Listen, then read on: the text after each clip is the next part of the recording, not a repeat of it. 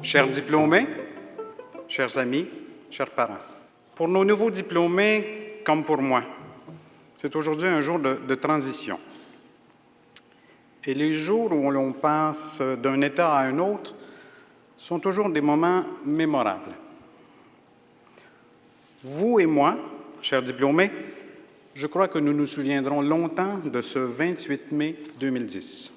C'est avec une profonde gratitude et un sincère sentiment d'engagement à l'endroit de la communauté universitaire que j'accepte aujourd'hui le privilège qui m'est fait de devenir le 11e recteur de l'Université de Montréal, le 7e laïque.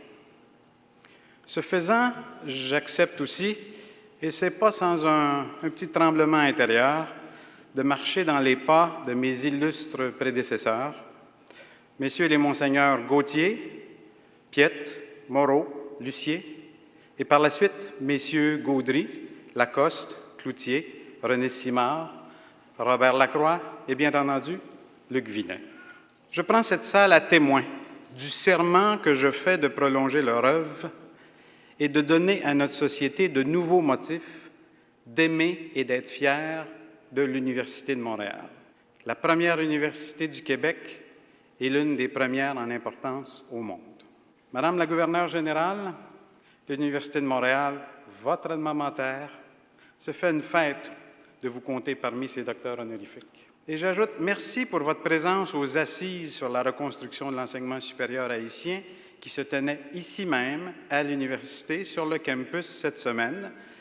Votre université se reconnaît dans la volonté que vous avez exprimée à maintes reprises d'aider un peuple qui a subi aussi bien les tremblements de l'histoire que ceux de la terre. On forme les personnes à devenir philosophes, musiciens, ingénieurs, économistes, médecins. Mais rien ne prépare vraiment à devenir recteur. Il n'y a pas d'école de recteur. Rien sinon la fierté et la passion que l'on éprouve à servir une organisation, à servir une université, à servir une communauté, une société. Cette fierté, je l'ai ressentie tout à l'heure en signant le livre d'or, témoin d'une aventure du savoir qui dure maintenant depuis 132 ans. Cette fierté, je la ressens encore en présence de nos nouveaux professeurs émérites qui ont tant fait pour l'université, de nos professeurs qui ont reçu un prix d'enseignement dans d'autres événements et de nos nouveaux titulaires de doctorat honoris causa. Cette fierté, je la ressens aussi, et c'est avec une acuité particulière en m'adressant aux étudiants que nous honorons aujourd'hui du plus haut grade de la diplomation universitaire. Chers diplômés, vous êtes une espèce rare. Rappelons-nous que pour 100 étudiants, 100 jeunes qui entrent à l'école primaire, 3 seulement s'inscrivent au doctorat.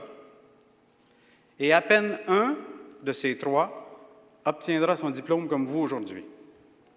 C'est dire qu'il y a beaucoup d'appelés, mais surtout qu'il n'y a aucun élu, puisque votre présence dans cette salle témoigne de votre travail obstiné et de votre abnégation.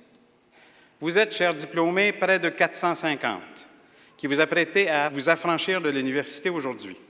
Un sommet dans notre histoire qui représente près du tiers des doctorants du Québec.